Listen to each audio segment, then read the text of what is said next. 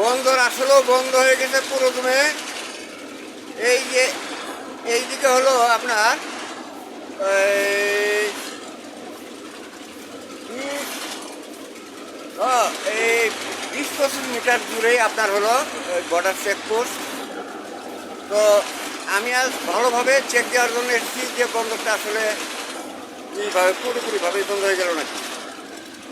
তো আসলেও তাই বন্ধ হয়ে গেছে বন্দর।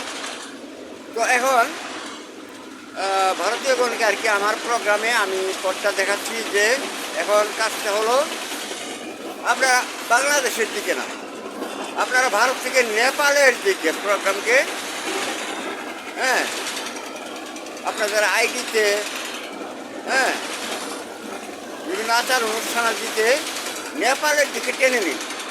তাহলে এই দিকে এই এই বাংলাদেশ, হ্যাঁ,